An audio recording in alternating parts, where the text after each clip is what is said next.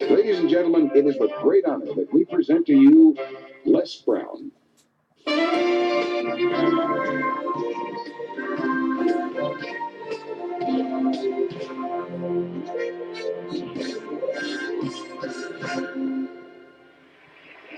What I like for you to do right now, I want you to think about your dream, because I'm in a room full of dreamers.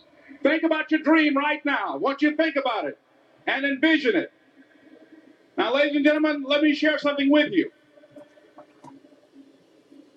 I do not believe that any of us have dreams that were not given to us for the purpose of accomplishing those particular dreams. And I want to share something with you that has changed my life. I started out, as was indicated by Jack. It's very humble beginnings. I don't know what that dream is that you have. I don't care how far-fetched it might appear to be. I don't care how disappointing it might have been as you've been working toward that dream. But here's what I know. That dream that you're holding in your mind, that it's possible. Let's say that together, please. It's possible. See, sometimes we can't say, I can do that. But what we can say, that it's possible that I can have my dream. As we run toward it, as we work on it day in and day out.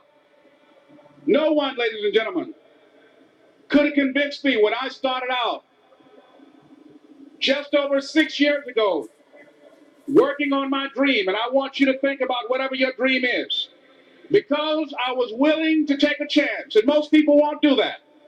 Most of the people that you talk to try and bring them into the business, these are not risk takers. Most people have done all that they're ever going to do. They raise a family, they earn a living, and then they die. But people who are running toward their dreams, life has a special kind of meaning. And here's what I will share with you. That in the process of working on your dreams, you are going to incur a lot of disappointment, a lot of failure, a lot of pain, a lot of setbacks, a lot of defeats. But in the process of doing that, you will discover some things about yourself that you don't know right now.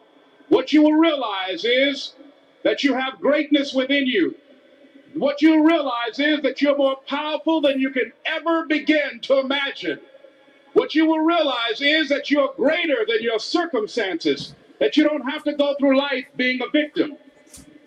As Jack indicated, I was born in Miami, Florida, in an area called Liberty City, in an abandoned building on a hard linoleum floor with my twin brother. We were 6 weeks of age. We were adopted. When I was in 5th grade, I was identified as EMR, labeled educable, mentally retarded, put back from the 5th grade into the 4th grade, and stayed in that category until I got out of high school. I don't have any college training, but I met a high school teacher who one day changed my life. I was waiting on another student, and when he came in, he said to me, young man, go to the board and write what I'm about to tell you. And I said, I can't do that, sir. He said, why not? I said, I'm not one of your students. He said, it doesn't matter. Follow my directions now. I said, I can't do that, sir. He said, why not? I said, because I'm educable, mentally retarded. And he came from behind his desk and he looked at me. He said, don't ever say that again. Someone's opinion of you does not have to become your reality.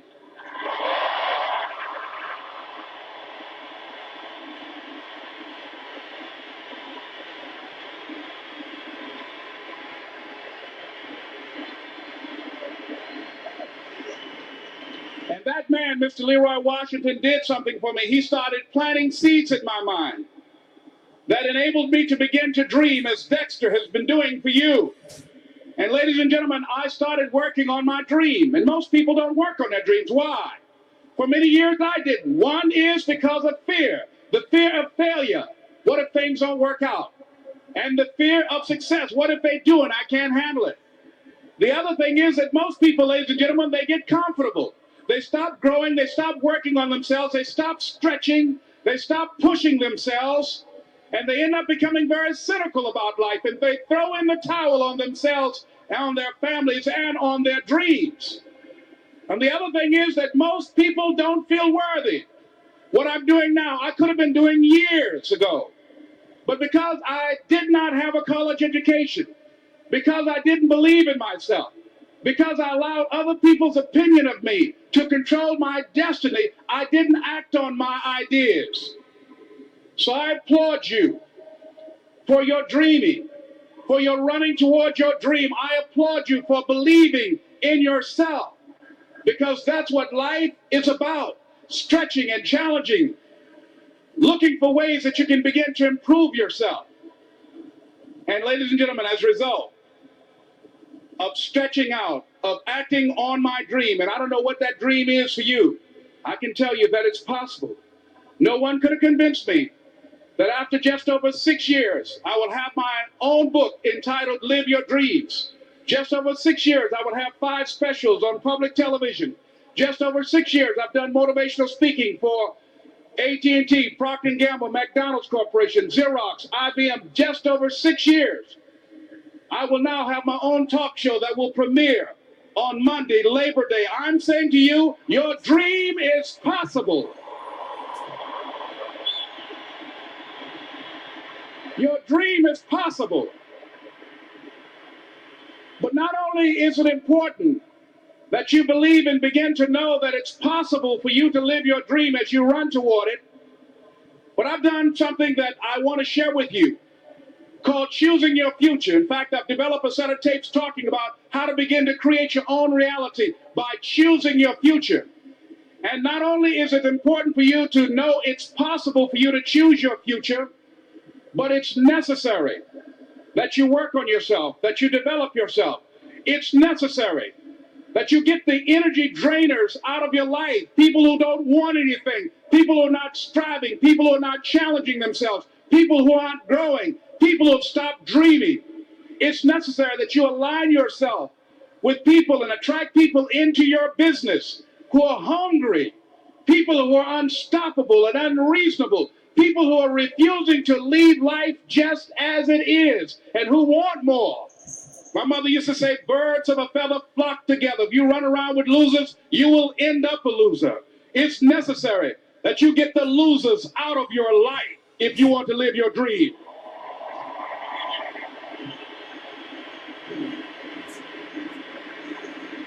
It's necessary to know that everybody won't see it, that everybody won't join you, that everybody won't have the vision. It's necessary to know that a lot of people like to complain, but they don't want to do anything about their situation, that you are an uncommon breed. You have to know within yourself that I can do this. Even if no one else sees it for me, I must see it for myself. That's necessary. It's also, ladies and gentlemen, necessary that you be creative when you're working on your ideas, that you understand the importance of changing up, of readjusting your strategies. Many times we can have a great idea, but if you're not advancing it in the right way and things don't happen, you become discouraged and think the idea doesn't work. No, that's not true. It's necessary that we become creative. I remember when I was in New York walking down the street, and a guy approached me and said, "Hey, mister, can I shine your shoes?" And I said, "No, I'm in a hurry. I don't have time." I kept walking. Someone else said, "Hey, man, your shoes look putty. May I shine your shoes?" I said, "No, I don't have time. I'm sorry, I'm busy." And I was walking fast, and many people solicited me for my business. And then finally, a young man stepped in front of me, and he said, "Excuse me." And he started counting, 97, 98, 99, 100. He said, "Sir?" I said, "Yes." He said, "Come here, please." I said, "What is it?" He said, "Today is my birthday. And every year, just to thank God for another year of life, the 100th person who passes my shoe shine stand, I offer them a free shoe shine. Would you give me the honors?" I said, "Why, sure." I got up on the shoe shine stand, George, and I sat there, and he shined my shoes diligently. And when I got down, I looked at them, they were sparkling. And I was walking away, and I said, "Thank you." And I stopped, I said, "Excuse me, but how much do you usually charge?" He said, "Only $2. I said, "I tell you what, today's your birthday. Here's 5, keep the change." He said, "Thank you." As I was walking away, looking in the opposite direction at other people coming, he started counting again. 97, 98, 99, 100.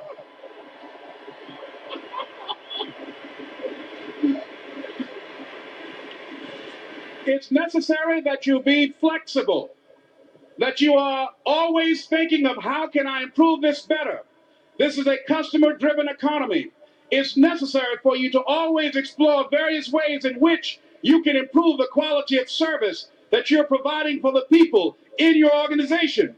I remember something, a major company had talked about the extra value service they were providing for their customers. And the lady who had the news conference summarized it this way. She said, it's not our intention to satisfy our customers or to please our customers. Our intention is to amaze them. It's necessary, if you're going to compete today, that you look for ways to amaze your customers by being one of those individuals that keep your commitments, that keep your word, that's relentless. It's necessary as you work with the people that you bring into your organization, that they see that you're a good example of a person to work with, because you model integrity and determination and ambition and truth and honesty and the way in which you conduct business. The next step is, that is you. That is you. That no one can do it for you but you. And even though you face disappointments, even though you will experience some setbacks, it goes with the territory. You must understand that. I remember I was playing a game with my 9-year-old son, John Leslie, and I beat him 10 straight games in a game called Connect 4. And finally, I said, John Leslie, I'm bored. I don't want to play you anymore. And I got up. I said, I'm ready to go to sleep now. And repeat after me, please. Let's say this together. It's not over until I win. John Leslie said, no, you can't go now, Dad. I said, why? He said, it's not over until I win. That was his attitude. We sat down and we played several other games. And finally, after the 11th game, John Leslie won, and he got up and he yawned. And he said, I'm ready to go to sleep now. And I'm saying to you, what if all of us took that attitude after we face a rejection and a no, or we have a meeting and no one shows up, or somebody say, you can count on me, and they don't come through? What if we have that kind of attitude? The car's repossessed. Nobody believes in you. You've lost again and again and again. The lights are cut off, but you're still looking at your dream, reviewing it every day, and say to yourself, it's not over until I win.